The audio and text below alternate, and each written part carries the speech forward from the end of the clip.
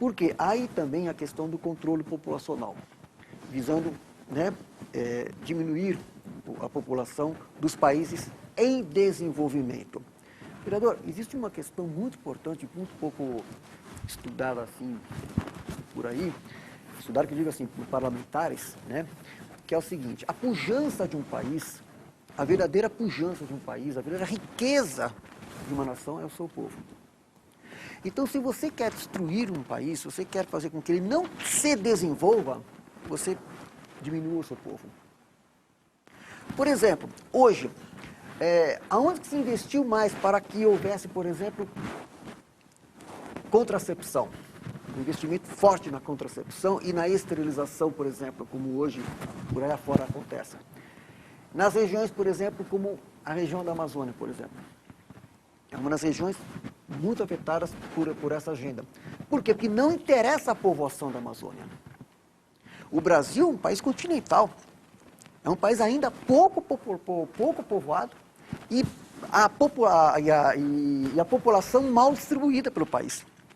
Porque imagina só, vereador, um país da pujança como o Brasil, se fosse população bem distribuída e povoada por todo o país, a riqueza, aquilo que Gary Becker chamou, que ganhou Prêmio Nobel de Economia, chamava de capital humano.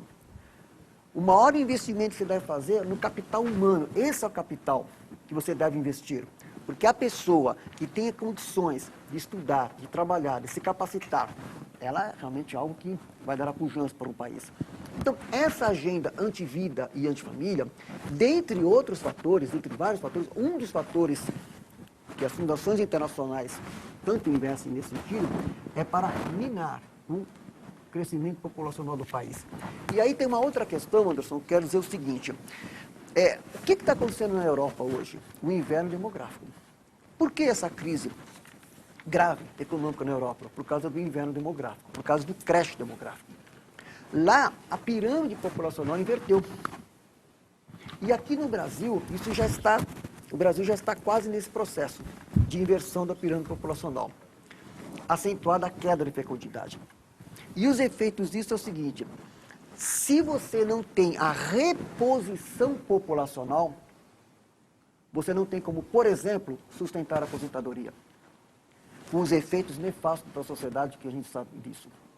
Então, quer dizer, um dos objetivos de investimento, de investimento das fundações internacionais por essa agenda anti-vida de família é evitar o desenvolvimento dos países que têm o potencial de se tornarem grandes nações como o Brasil. Então, esse é um ponto que merece muita atenção e que uma frente parlamentar, se constituir um grupo de trabalho para aprofundar esses estudos, poderão, em nível local, regional e nacional, dar uma contribuição para que o Brasil não tenha um desenvolvimento parasitário, como, por exemplo, hoje a Rússia está tendo, e outros países que a população está diminuindo, mas um desenvolvimento efetivo para que a gente possa otimizar o nosso potencial. Então, isso vale a pena se aprofundar, e aí está um dos objetivos pelos quais as fundações de fora tanto investem em, por exemplo, na questão do homossexualismo, porque na relação homossexual você não tem a geração da vida. Então, se investe, por exemplo, toda uma cultura ao direito ao prazer sexual, porque sabe que isso é um engano, porque não vai gerar vida. Com as responsabilidades e as potencialidades de um casal que tem compromisso com a geração da vida e a geração de uma nação pujante.